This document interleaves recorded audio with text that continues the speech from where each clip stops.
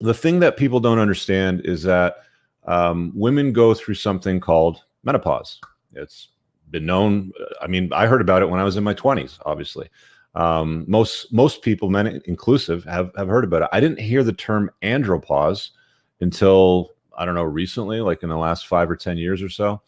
And that's the male version of menopause. Menopause hits women very quickly because they stop dropping eggs and their endocrine system changes and they get the hot flashes. And in some cases, women have to have a hysterectomy. And there's all kinds of things and complications that pop up, but it's an overnight thing. So medical science is very attentive to that, and they have been for quite some time. The clinic that I use to manage my endocrine system, whenever I've been there in the past before COVID lockdowns and all that sort of stuff, it's primarily been women. So anybody that tries to shame you for doing this, guys, oh, you know, all this sort of like all the narratives that they'll try to throw at you, it's mostly women using these clinics still. There's not a lot of guys that use it. There's not a lot of guys that are fully aware of it. But andropause is a problem because what ends up happening is your testosterone levels will peak around the age of 25 to 30 for most guys if you're healthy. And then after about 25, 30, they'll start to decline by about 1% per year, basically until you're dead. So somewhere between 1% to 2% per year, your T levels will drop naturally, which is fine. It's absolutely part of the aging process. But the problem is you don't really notice it. And a lot of guys will start to complain by their late 30s or 40s, in some cases 50s even, depending on how their endocrine system's working. They feel depressed, they've got mental fog, their libido suffers, erection quality suffers, productivity suffers. There's all kinds of problems that come with low T. Body fat, muscle wasting, obviously. You're going to accumulate more body fat, you're going to muscle waste and all that sort of stuff. And TRT in therapeutic doses. And when I'm talking about therapeutic dosages, guys, I'm not talking about bolus ass bodybuilder doses, like way up in the stratosphere. I'm talking about therapeutic levels that really just top you up to where you were when you were 30. Okay. That's really the point of testosterone replacement therapy. It's very, very different from athletic use. There are some guys that will get athletic results because they're hyper responders to a therapeutic dose of TRT.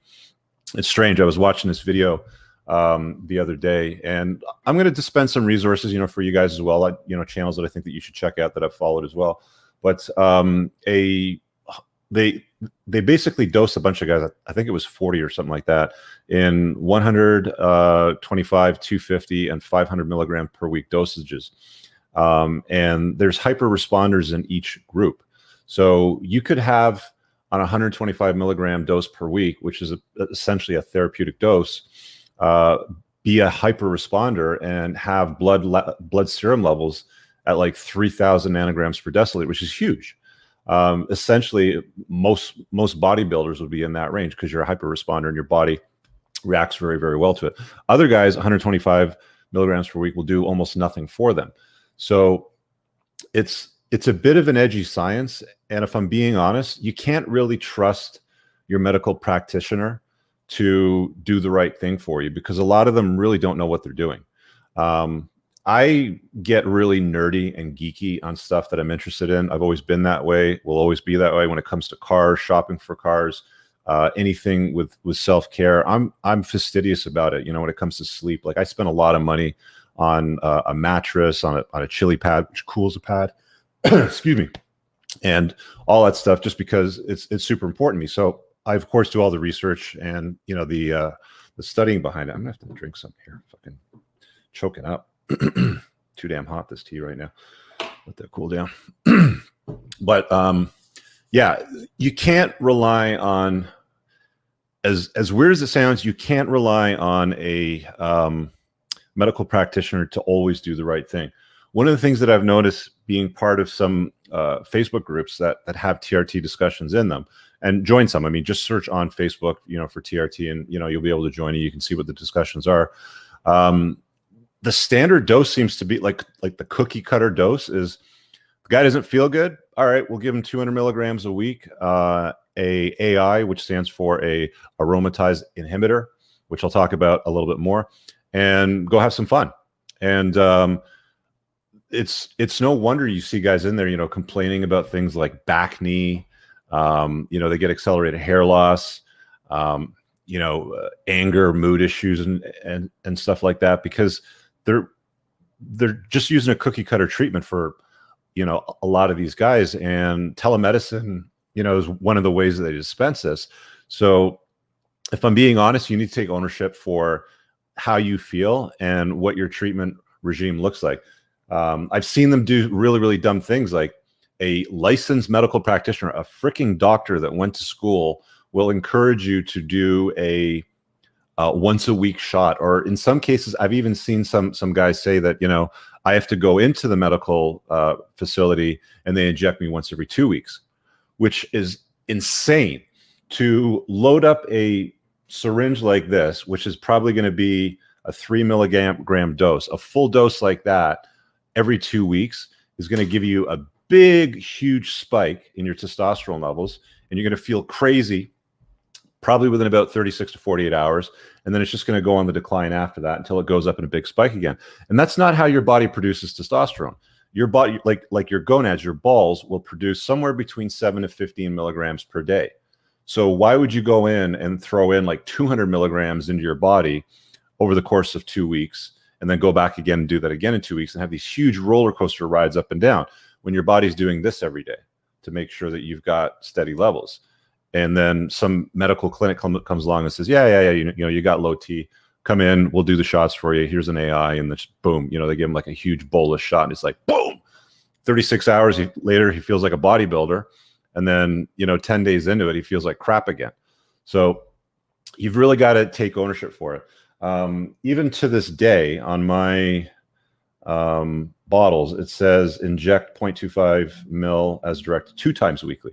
Now, I started out on that regime, and just to give you some frame, and I'm seeing the super chats come in, so I'm going to deal with those in a second. I'll take a little break to take some of them. So I started out with using basically a needle like this. And I don't know if you can see that, but that's a 1-inch needle. That's not what the doctor gave me to start injecting with. I got a 1.5-inch needle. And basically the way that it works is you draw with this one from the bottle, because it's a 23 gauge. You unscrew the cap, you put on a 25 gauge, 1.5-inch, then you inject into your glutes. Gluteus maximus. You know, the doctors will say it's a big target, it's easy to hit, you can't miss it, there's not a lot of nerve endings in it. Just as long as you go up in the upper quadrant, you'll be fine. Holy shit, did that hurt. And within about a week and a half, I was like, this is insane. This is not sustainable. You cannot, you know, put 1.5 inches of metal in your butt cheek twice a week for the rest of your life. Because once you're on it, I mean, you're like, it's a lifetime protocol. You don't really stop. So I did the math. Let's do the math again, right? So you're going twice a week. So there's 52 weeks of 52 times 2. So that's 104 shots per year. Let's assume I live another 30 or 40, let's call it 35 years. So times 35 years, you're putting 3,640 holes in your butt cheeks. Now, you know, you can divide that by 2 because obviously you alternate left to right sort of thing, but you're going to develop a lot of scar tissue, and that's going to be problematic. So I went looking for answers. I mean, like, you know, most medical shops will just give the guys a package and say, go home, this is how you do it.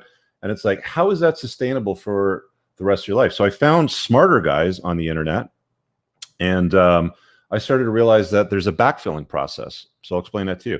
So this is an insulin needle. This is what you'll get diabetics using typically, because it's used, generally speaking, to push water through it. So it doesn't need to be as big. Whereas testosterone's oil-based, so you need a bigger needle and a bigger plunger to push it. This is what it looks like, by the way. I mean, this is a new one. I have to use this one next because I'm almost out. But it's a little tiny bottle like this, and that's all that it looks like. It's a tiny little thing, okay? And it's got this yellowish colored oil in it. Okay, the oil is the ester, and the testosterone is basically, I'm going to butcher the description how this works, but the testosterone is connected to the ester, and the ester delays the release in your bloodstream. Now, this is considered bioidentical hormone replacement. And all that means is the testosterone molecule is identical to what your gonads make. So your body doesn't know the difference. Anyway, so that's the product. So the system that they're going to offer you is going to be archaic. It's not going to be comfortable. It's going to be painful, in fact, and it's not going to make a lot of sense. But there's smarter guys on the internet that I found when I was looking for injection sites, how to inject, and I came across this concept called backfilling. And all that is you draw and fill up, your needle here. So let's say, you're going to put in your 3 milligrams and you're going to store this in the needle for a week or two, or, like whatever length of time it takes you to finish it. And then you take your insulin needle, pop out the plunger, and then you backfill from in here until you get your, I do 10 IU every other day, okay, which is not a lot. 10 IU is like that bottom line over there. I don't know if you can see the lines, but it's right at the very bottom, and it's just one line. It's not much at all, okay? And that I can inject pretty much anywhere in my body pain-free. You can inject it in your belly fat. All you do is you just grab, I'm just going to come back a little bit over here. All you do is you come back a little bit and you grab a little bit of fat on your belly and you push it between your fingers. Also, let me show you the difference, between these two pins. Keep in mind, this is an inch long. The one the doctors gave me to begin with, they wanted me to use an 1.5 inch pin, which is what I used for the first few times. So the big one, that's what they started me off with. The little one is what I figured out I can get oil into my body with. Big difference, right? Way smaller, way less scar tissue, almost no pain, very convenient, doesn't take long. The backfilling method is the way to go. So if you're on TRT right now, just do some searching on YouTube on how to backfill and do more frequent pins, because ideally you want to mimic the release in your body the way that your body produces testosterone, not these giant bolus dosage. 36 hours later, when it's fully released in your system, you're like bodybuilder dose basically, and then you got to wait a week or two and then it tailors off. So I put a little amount in every other day. The reason why it's every other day testosterone is because there's another product called HCG, human chorionic gonadotropin, and I'll explain that in a little bit. But staying on the topic of T, that's what that is. So we've covered administration. People have asked about other administration methods like pellets, creams, compounded creams, gels. There's nasal sprays. Most of them are more expensive, not as effective, and you can't adjust. So, for example, pellets. So I know some guys that are on pellets. What they do is they make a small incision in your butt, in your glute, and then they'll basically put these things that are about the size of Tic Tacs, a few of them in. I'm not sure what the count is, and then they stitch you back up. So you've got exposure to infection. They have, it's minor surgery. I mean, it's probably a single stitch. It's not that big of a deal. And then the idea is these things kind of like dissolve in your body over time, and you only need to get this minor surgery every, I don't know what it is, 3, 4, 6 months, whatever the frequency is, and that's it. But the problem with that is you can't control the release of it. Your body may not respond the way that you want to the release of it. And you're also relying on the medical practitioner to perform this surgery every time. So is it really practical to go and cut your glute with a small incision every 4 to 6 months or whatever the frequency is? I don't think so. I think that's a dumb way to do it. I'd rather use a tiny little pin like this, which you can put anywhere in your body. My favorite injection site is the ventral glute. So again, if you're on TRT, look up how to inject ventral glute. It's painless. It can take a lot of oil if you're going with larger dosages. There's no nerve endings there. It's the easiest way to go about it. I sometimes rotate into subcutaneous, which basically is in a fat. So there's intramuscular IM, which is in a muscle, and there's subcutaneous, which is in a fat. So I can put it in a belly fat. I don't have a lot of belly fat, but that's one place that you can put it. You can do shallow injections in your glute as well. So it's another place you can put it. It's a little harder to push the oil through a 30 gauge needle. This is 30 gauge 5/8.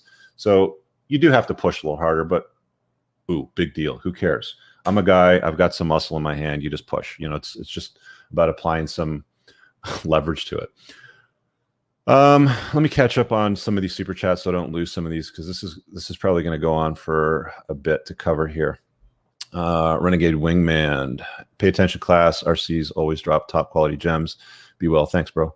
Our AK Spartan says, recently heard about Tongat Ali and Fadoga Orestes from Andrew Huberman on Joe Rogan. Have you heard anything? Yes, I have. So let's talk about that since you brought it. Sorry, I should put these up on the screen. Tongat Ali is proven to work. I've used it, but while I'm on TRT, it's kind of pointless. I mean, I had a guy that wanted to sponsor me and he sent me a sample of it. I'm like, it tastes like shit because it was like in this spoon. But does it work scientifically? Yeah, it's proven to work. You can probably boost your nanogram per deciliter level by about 100 to 200 points. So if you're at 300 or 400 and you're feeling low and shitty, Tongat Ali will probably boost it up 100 to 200 points. There's another one called Fedoga Orestes, which I think he's spelled correctly, if I'm not mistaken. And that's also supposed to work, although it's not as well researched and studied. There's a interview with Andrew Huberman. I think he recently did Joe Rogan. There was one before with Lex Friedman, which is the one that I saw. And one of the things that he said that stood out, which is really, really important to consider, scientific studies, and this is Huberman's, conclusion, not mine, obviously, but what they're saying is testosterone makes effort feel good. Okay, I'm going to say that again. T makes effort feel good. When you've got healthy levels of testosterone, that's why men like to compete. Okay, that's why men are more aggressive. That's why, men will take greater risks, because the whole point of having higher serum concentrations of testosterone in the male body, which is something like 10 to 20 times higher than what women generally have. I mean, women also produce testosterone just with much smaller levels, but the whole point of it is to make effort feel good. Okay, so I'll let that speak for itself. I would definitely watch those interviews because they're really interesting, and some of the data will certainly enlighten a lot of you guys. So pay attention to that. Oh yeah, thanks. Infamous Riceless says traumatic brain injury. So that's one thing that can lead to it. Other ones are like blunt trauma to your testes. So my buddy Jay Campbell, who I've had on several times on my channel, you can check out his work. I mean, he used to talk a lot about TRT, or TOT is what he called it. He basically was a professional basketball player, and he took a swift kick to the nuts or something like that. And his testosterone production shut down in his early 30s, and he didn't know what was going on. He felt depressed, low energy, like all the standard symptoms, right? And then they were testing his blood serum levels. They found out his T was low, and he went on TRT in his early 30s because his gonads basically stopped working. So there's any number of things that can affect your body's own endocrine system from producing it. One of the things I will say, there's a book by a guy called Dr. Anthony J. And all of you guys should read this book. I've mentioned it many times on my channel. If you're new, read this book. It's called Estrogeneration. If you go to any of my recent videos pinned in the top comment, included this one once it renders, there's a link to my Amazon bookstore with the books that I recommend. Estrogeneration is in there. It's a well-researched book. I have an interview on my channel with Dr. Anthony J on the Plane to Win list. You can look that up as well. Just type in Anthony J, entrepreneurs and cars, and you'll see the video pop up. But there's a lot of environmental estrogens which come our way, which really mess with our endocrine system. Like the subtitle of his book is Why You're Sick, Fat, and Infertile. So people are having a hard time conceiving children. If you haven't noticed, the vast majority of the North American population is obese or morbidly obese. It's a problem. And if you're running very high levels of estrogen in your body because of environmental factors, things like toiletries, sunscreens, water, like tap water, for example, has estrogen in it because women on birth control, when they pee, that hormone leaves their body. It goes through the water supply system. They clean out particles, toilet paper, feces, like the standard stuff, and they put it back through the pipes. You can't filter out hormones. So all that peeing from women on birth control is going back into the water supply, and we're all drinking it. And if you're not properly filtering your water with a 5-stage water filtration system, guess what, fellas? You're drinking estrogen. Okay. There's a lot of environmental factors, even things like Wi-Fi, Bluetooth, cellular towers. It's all been proven to disrupt the mitochondria production and operation in your testes, which means you're going to suffer with your testosterone levels, and you're probably going to have higher levels of estrogen. So there's all kinds of things out there that affect that. Read Dr. Anthony J's Estrogeneration for more on that.